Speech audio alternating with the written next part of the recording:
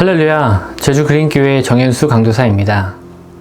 성경은 과학적 근거나 역사를 증명하기 위해 기록되지 않았습니다. 하나님께서 인간을 구원하기 위한 하나님의 모든 행위가 기록된 구속의 역사, 구속사로 기록된 책입니다. 또한 성경은 다양하고 광범위한 사회적 배경 속에서 기록되어 있습니다. 이스라엘 민족의 역사와 고대 민족의 문학, 사회학과 그 이상의 것들을 경험할 수 있죠.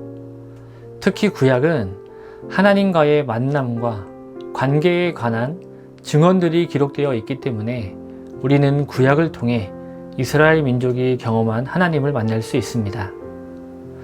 특히 성경의 첫 장과 첫 절은 앞으로 전개될 사건에 대한 중요한 단서를 제공하고 있습니다. 그 중에서도 성경 전체의 첫 말씀인 창세기 1장 1절이 어떻게 시작되는지 한번 같이 볼까요? 태초에 하나님이 천지를 창조하시니라. 창세기 1장 1절은 태초에 하나님이 천지를 창조하시니라 라는 말씀으로 말씀을 시작하고 있습니다. 그리고 성경은 이 땅을 창조하신 하나님의 인류를 향한 사랑의 이야기로 가득 차 있죠. 그렇다면 왜 구약 성경의 첫 번째 창세기 1장 1절을 태초에 하나님이 천지를 창조하시니라 라는 말씀으로 시작하고 있을까요? 모세의 오경을 처음 만난 독자들을 이해하려면 오경이 기록된 3000년 전에 살아가던 사람들을 이해해야 합니다. 우리가 과학을 믿고 어떠한 일에 대한 신뢰의 문제를 과학적 근거에서 찾듯 고대 근동의 사람들은 신화들을 근거로 믿었고 그러한 신화 문학에 의존하며 살고 있었습니다. 특히 그들의 신화는 다실론의 성격이 다분했습니다. 한마디로 신이 많았던 것이죠. 이 신들은 특징이 있었습니다. 고대 근동의 신들은 인간에게 영향을 주는 자연 환경과 밀접한 연관이 있었습니다. 하늘과 땅, 지하수, 바다, 달과 태양, 홍수, 사계절, 풍요와 기근 같은 것이죠.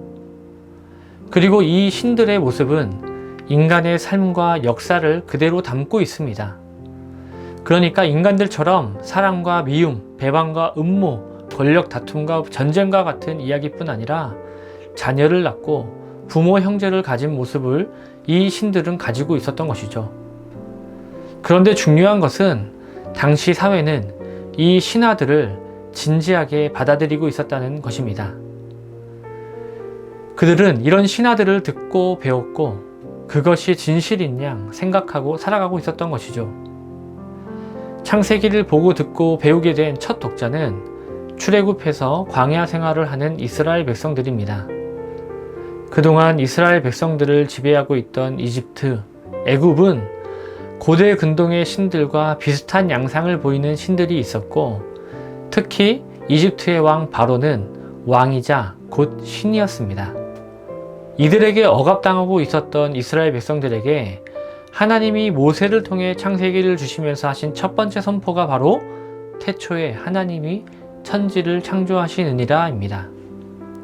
그동안 애굽에서 신처럼 군림했던 바로에게 지배받던 자들에게 모세를 통해 주신 창세기의 말씀이 이들에게 얼마나 충격적인 이야기였겠습니까?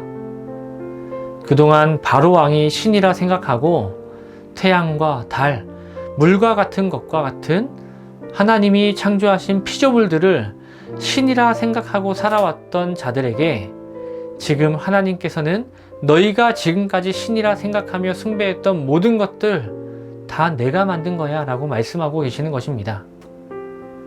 이 말씀의 첫 번째 독자인 출애굽한 이스라엘 백성들에게 창세기 첫 구절이 얼마나 위로가 되고 힘이 되는 말씀이었겠습니까?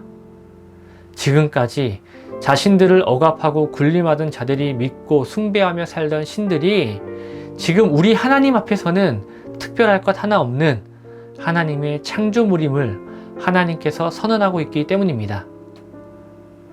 창세기의 첫 독자들은 창세기 첫 구절을 보고 듣고 배우면서 그동안 억압 가운데 살았던 자신들의 삶을 돌아보며 위로를 얻었을 것이고 자신들의 존재에 대해서 다시 한번 생각해 보게 되었을 것입니다.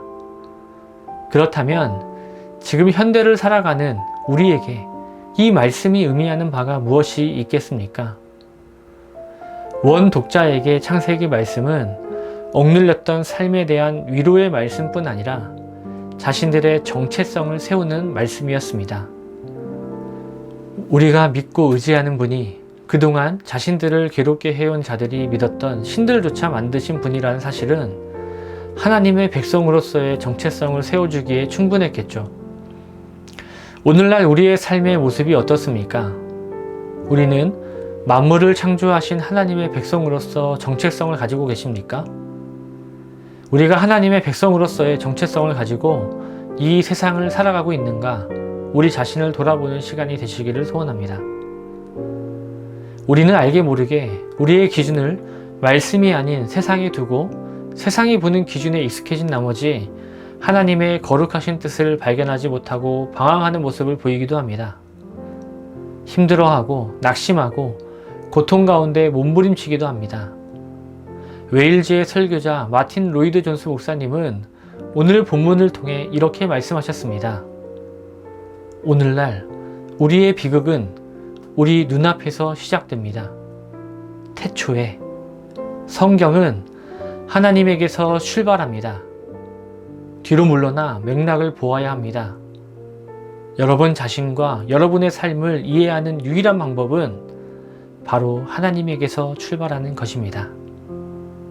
사랑하는 성도 여러분, 하나님의 창조 질서와 다르게 아담과 하와의 원죄 사건 이후에 우리는 죄 가운데 살아갈 수밖에 없는 존재가 되었죠. 아담과 하와의 원죄 사건도 선악과를 바라보는 그들의 눈에서 인류의 비극이 시작되지 않습니까? 하지만 성경은 궁극적으로 다릅니다. 성경의 시작은 하나님으로부터 시작됩니다. 우리 하나님께서는 모든 것이 창조되기 전부터 스스로 존재하셨고 하나님께서 말씀으로 이 모든 것을 창조하셨습니다.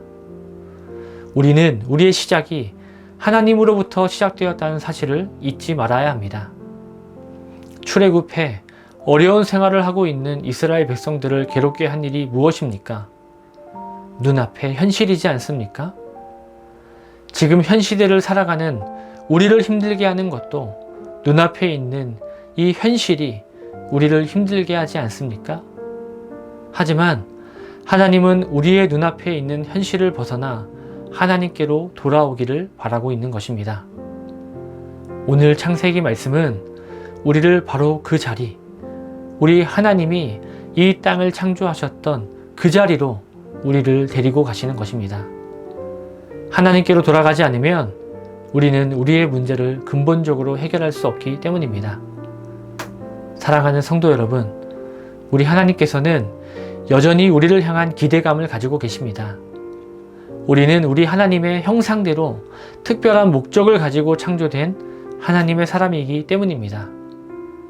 우리가 원죄로 인해 하나님과의 관계가 훼손된 것은 분명하지만 우리를 너무 사랑하시는 하나님의 사랑은 성경 말씀을 통해 하나님과의 관계를 회복할 길을 안내하고 있고 우리는 그 말씀대로 하나님과의 관계를 회복해가는 삶을 살아가야 하는 것입니다. 오늘 말씀을 통해 거룩하신 하나님의 백성으로서 우리의 자신의 정체성을 찾는 하나님의 귀한 자녀가 되는 우리 모두가 되시기를 간절히 소망합니다.